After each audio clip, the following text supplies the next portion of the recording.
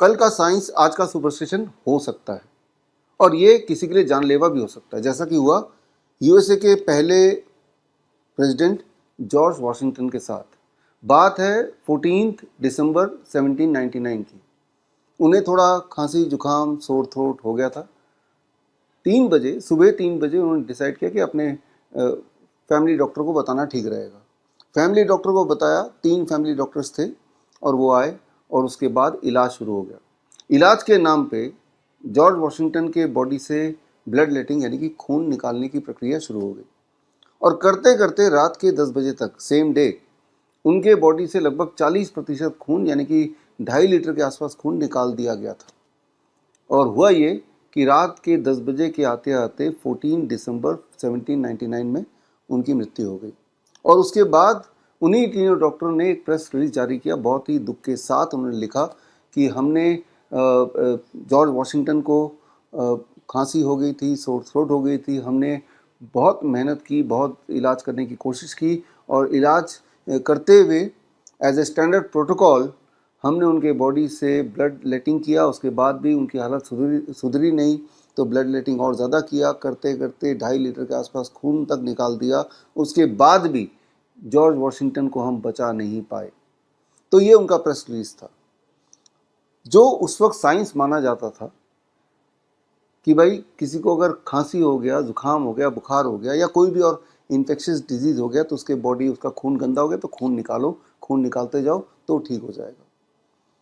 वो उस वक्त का साइंस था। लेकिन आज आपको पता है कि एक सुपरस्टिशन है। आज आपको ये भी अंदाज़ा है कि उनकी जो मृत्यु है वो किसी खांसी जुकाम से नहीं हुआ था। एक्चुअली वो ब्लड लेटिंग यानी कि 40% ब्लड अगर कुछ ही घंटे में किसी के बॉडी से निकालेंगे तो उसकी मृत्यु हो भी सकती है।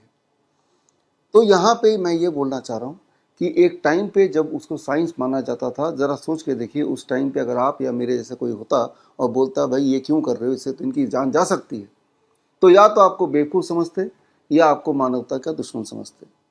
लेकिन उस वक्त भी वो साइंस था नहीं, लेकिन साइंस के नाम पे उसको किया जा रहा था। उस वक्त भी कोई ऐसा एविडेंस नहीं था जिससे साबित हो सके कि खांसी जुकाम बुखार या इस तरह के इन्फेक्शियस इलनेस में या फॉर दैट मैटर किसी भी इलनेस में खून के बॉडी से निकालने से इंसान की कोई भलाई हो सकती है। लेकिन फिर भी उसका प्रचार कुछ इस प्रकार था, उसकी प्रैक्टिस कुछ इस प्रकार थी कि उसको मान्यता मिली हुई थी कि कभी भी कोई ज़्यादा बीमार पड़ जाए या किसी को इन्फेक्शियस डिजीज़ हो या उसका अंदेशा भी हो तो बस एक ही इलाज करो कि बॉडी से खून निकालते जाओ।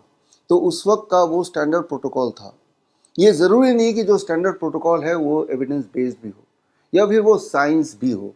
वो साइंस के नाम पे प्रोटोकॉल हो सकता है, बट वो एग्जैक्ट साइंस है या नहीं है ये आपको तफ्तीश करनी चाहिए। क्योंकि जिस प्रकार उस वक्त का आज से करीब 200 साल से ऊपर से पहले का जो साइंस था, अब हमें पता है, सभी को पता है कि ये एक सुपरस्टिशन होगा। इमेजिन करके देखिए कि आज की तारीख में आपको खांसी हो जाए और डॉक्टर आपको बॉडी से बोतल पे बोतल खून निकालने की बात सोचे या करने लग जाए तो किस तरह का एक भयानक दृश्य होगा।